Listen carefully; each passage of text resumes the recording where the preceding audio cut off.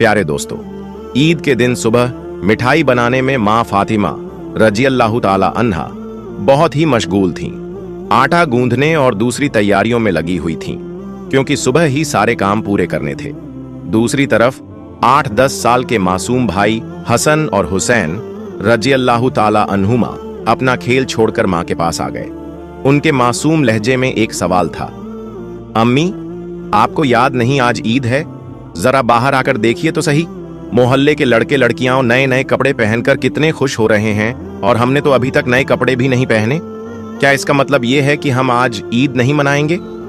थोड़ी देर बाद फिर कहने लगे, अम्मी, जल्दी से हमें हमारे नए कपड़े पहना दो। हम भी उनके साथ खेलते खेलते ईदगाह जाना चाहते हैं। जब अब्बू आएंगे तो उन्हें हमारे साथ भेज देना, हम उनके साथ वापस लौट आएंगे। माँ ने बच्चों के सर पर मोहब्बत भरा हाथ फेरा, उनके माथे को चूमा और बोली, अभी ईदगाह जाने में काफी वक्त है बेटा, तुम लोग बाहर जाकर थोड़ा घूम फिर आओ, फिर मैं तुम्हें नए कपड़े पहना दूंगी। हो सकता है तब तक तुम्हारे अब्बू भी आ जाएं और शायद तुम्हारे लिए नए कपड़े भी ले आएं। तब मैं तुम्हें जरूर नए कपड़े पहना दूंगी और तुम अपने अब्बू के साथ ईदगाह चले जाना। अब जाओ बेटा, बाहर जाकर थोड़ा खेलो, इस बीच मैं अपने काम निपटा लूं। दोनों भाई बोले, जी अम्मी। फिर छोटा भाई अचानक सवाल करने लगा, अम्मी, क्या अब्बू हमारे लिए नए कपड़े लेने गए हैं? माँ ने दोनों बच्चों को अपने गले से लगा लिया, उनके माथे पर प्यार से चूमा और अपने दिल के आंसू पोंछते हुए हंसकर कहा, हाँ बेटा, तुम्हारे लिए नए कपड़े जरूर आएंगे, तुम्हें जरूर पहनाऊंगी। अब तुम लोग बाहर जाकर खेलो, सब ठीक हो जाएगा। माँ ने अपने रब पर यकीन रखते हुए अपने बच्चों को दिलासा दिया। दोनों भाई खुशी खुशी बाहर चले गए। माँ ने अपने आंचल से आंसू पोंछे और मजबूरी में अपने काम में दोबारा मशगूल हो गईं। कुछ देर बाद दोनों भाई फिर रोते हुए घर लौट आए। उन्होंने कहा, अम्मी, वे लोग हमें अपने नए कपड़े दिखाकर चिढ़ा रहे हैं। वे कह रहे हैं, देखो, तुम्हारे पास हमारे जैसे नए कपड़े नहीं हैं, अगर होते तो तुम उन्हें जरूर पहनते।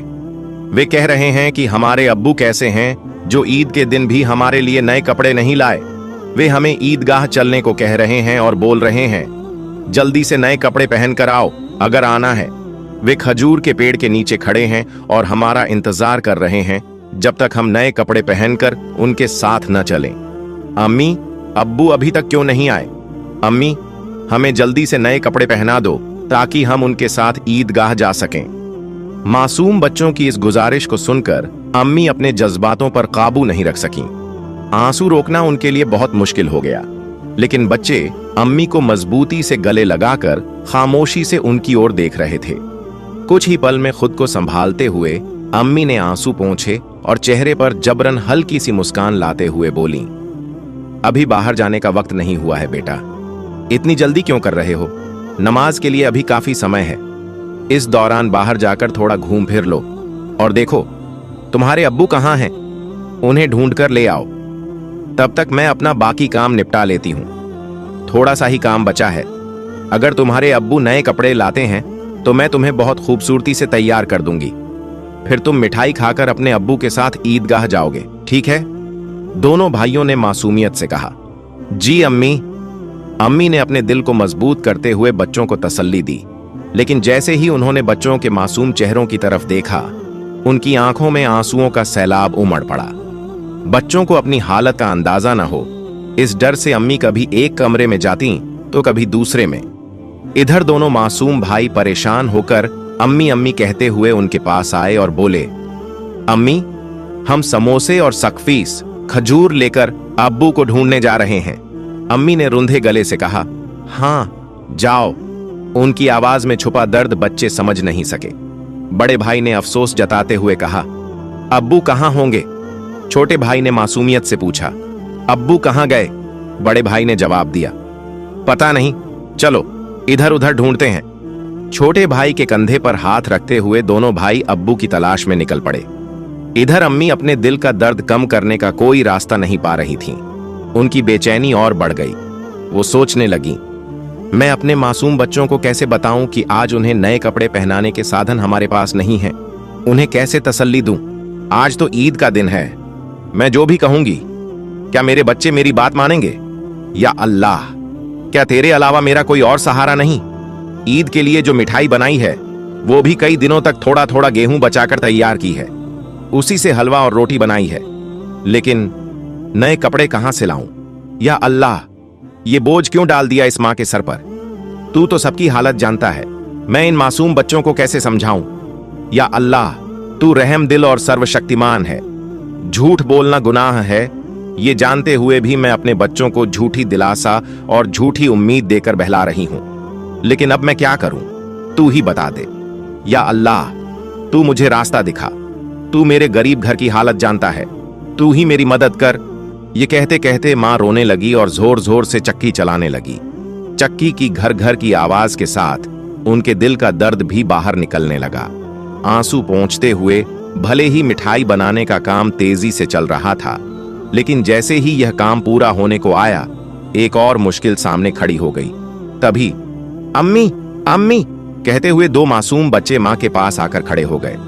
मां ने जल्दी से अपने आंसू छुपाए और प्यार भरी आवाज में पूछा, बोलो बेटा, क्या बात है? मां ने हमेशा अपनी इच्छाओं और आराम को दबा कर रखा था। गरीबी को अपना नसीब मानकर थोड़े में ही खुश रहने की आदत डाल ली थी। लेकिन आज मासूम बच्चों की एक छोटी सी ख्वाहिश ने उनके सब्र के दायरे को तोड़ दिया। उन्होंने खुद को संभालते हुए बच्चों को गोद में उठा लिया, मुस्कुराने की कोशिश की, उनके माथे को चूमा और कहा, बोलो बेटा, क्या कहना है? बड़ा बेटा मासूमियत से अपनी आंखें झपकाने लगा।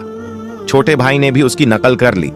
मां ने प्यार से कहा, देखो बेटा, तुम्हारे अब्बू आएंगे, यहां तुम्हारे लिए मिठाई बना रही हूं, थोड़ा सब्र करो, बस थोड़ी ही देर। उन्होंने बच्चों को सीने से लगा लिया, प्यार से समझाया और कहा, थोड़ा इंतजार करो बेटा, मिठाई अभी तैयार हो जाएगी। छोटे भाई ने आंखें मलते हुए अचानक पूछ लिया, लेकिन हमारे नए कपड़े अम्मी?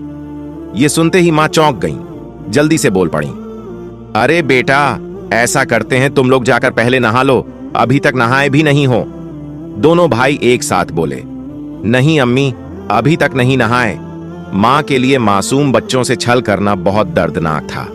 उनका दिल अंदर ही अंदर रो रहा था।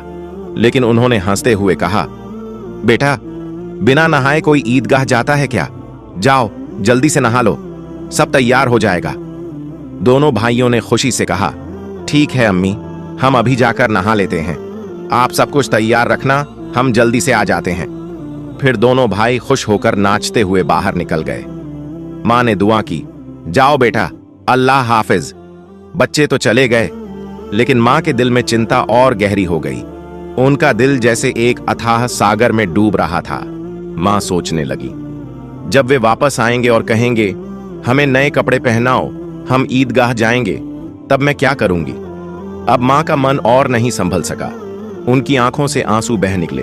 वो सजदे में गिर पड़ी और अल्लाह से रो रो कर दुआ करने लगी, या अल्लाह, तू ही मेरा सहारा है, इस बेबस मां की मदद कर, मुझे इस कठिनाई से बाहर निकाल, तेरे अलावा मेरा कोई नहीं है, मुझे राहत दे, इस मुश्किल से छुटकारा दे।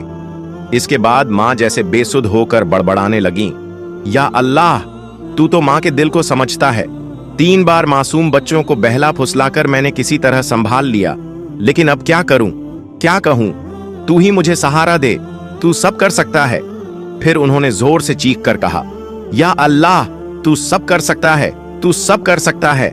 इधर नहाने के बाद दोनों भाई खुशी खुशी हाथ में हाथ डाले घर की ओर चल पड़े।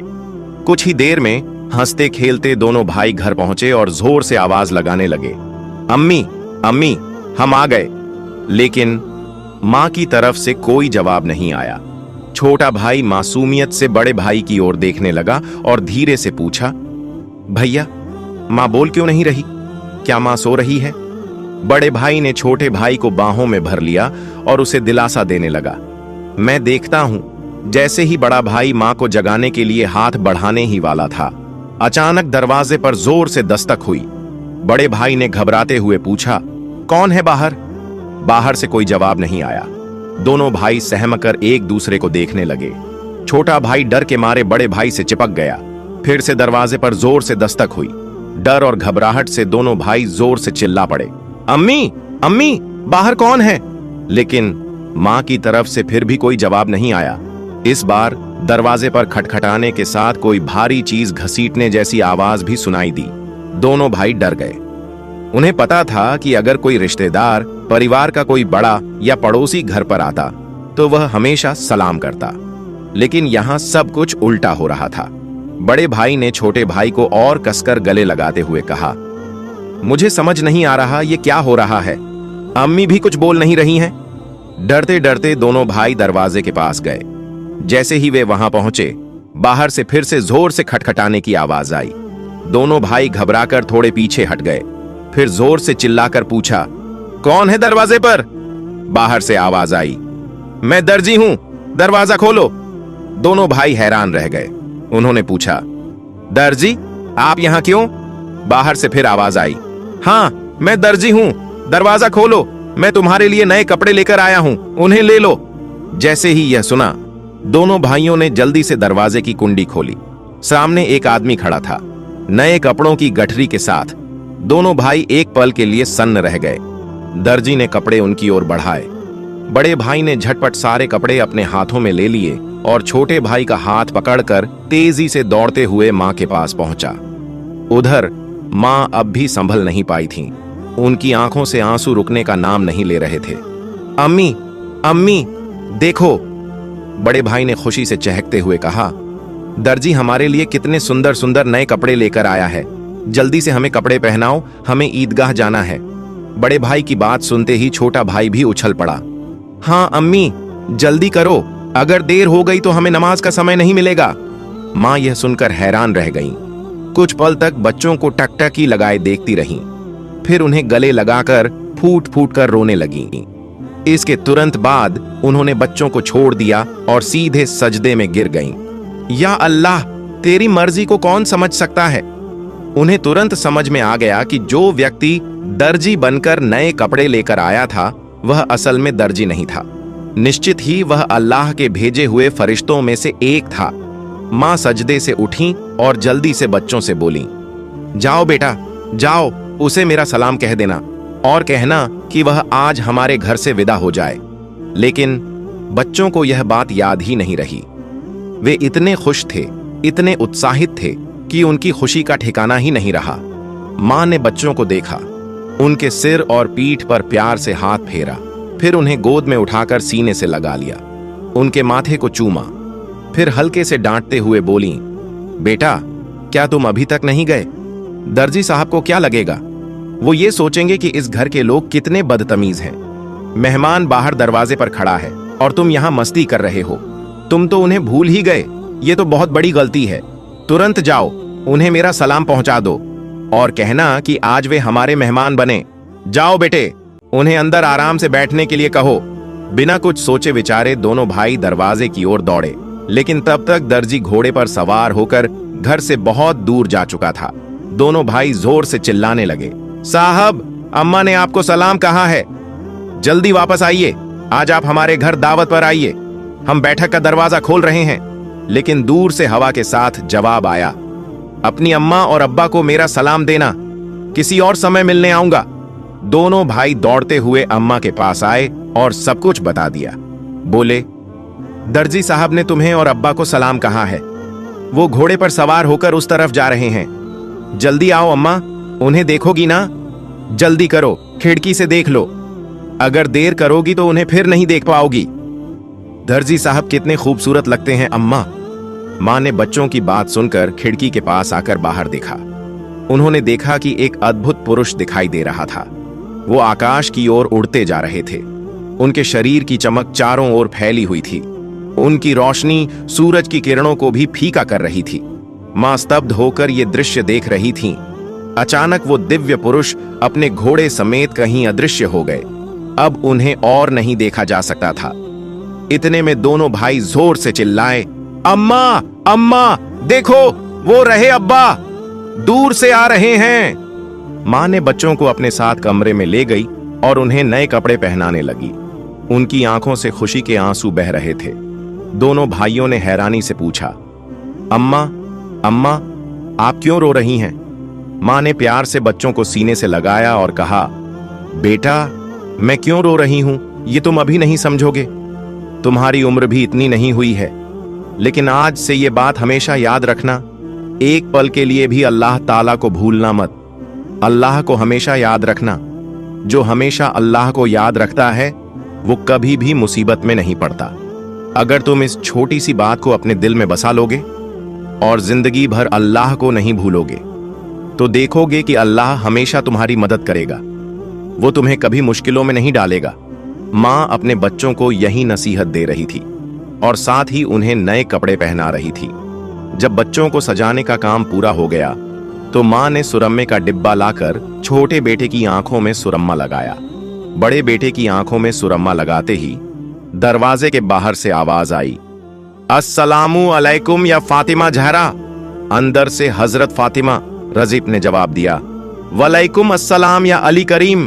छोटा बेटा तेजी से दौड़कर बाहर गया और खुश होकर चिल्लाने लगा, अब्बा आ गए, अब्बा आ गए।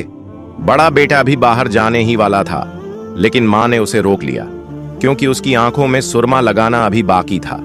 माँ ने थोड़ा गुस्से में कहा, बैठो बैठो, पहले सुरमा लग जाने दो। इतने में छोटा भाई अपने अब्बा का हाथ पकड़कर अंदर ले आया। तब तक बड़े भाई की आंखों में भी सुरमा लग चुका था। दोनों बेटों को देखकर अब्बा हैरान रह गए और बोले, ये क्या, इतने सुंदर कपड़े, ये कहां से आए? फिर दोनों भाई अपनी माँ और अब्बा से लिपट गए और खुशी जताने लगे। हजरत फातिमा ने बच्चों की आवाज शांत कराते हुए हजरत अली को पूरी घटना सुनाई। हजरत अली यह सब सुनकर सिजदे में गिर गए और दुआ में कहने लगे, ऐ अल्लाह, तेरे लिए कुछ भी असंभव नहीं है। तू महान है, तू अजीम है, तू रहमत वाला और सर्वशक्तिमान है। फिर सिजदे से उठकर उन्होंने हजरत फातिमा रजमन से पूछा, जो दर्जी बनकर बच्चों के लिए कपड़े लाया था, क्या तुमने उसे पहचाना? क्या तुमने जान लिया कि वह कौन थे? हजरत फातिमा रजमन ने कहा, नहीं, लेकिन इतना यकीन है कि वह अल्लाह के भेजे हुए कोई फरिश्ते थे, इसमें कोई शक नहीं। फिर भी यह मेरी अपनी धारण राय है। हजरत अली रजिबन ने कहा, हां, तुमने सही कहा, यह अल्लाह की महानता है। वह कोई और नहीं बल्कि हजरत जिब्राइल अलैहिस्सलाम थे। यह सुनते ही हजरत फातिमा की जबान से अचानक जोर से निकला, अल्लाहू अकबर। यह कहते हुए वे भी सिजदे में गिर गईं। उन्हें देखकर हजरत हसन और हजरत हुसैन भी सिजदे में गिर गए। प्यारे दोस्तों, आप सबसे गुजारिश है कि इसे सदका ए जारिया की नीयत से दूसरों तक जरूर पहुंचाएं। और अगर आप मेरे चैनल पर नए हैं तो चैनल को सब्सक्राइब करें। मिलते हैं अगली वीडियो में। फई अमानिल्लाह।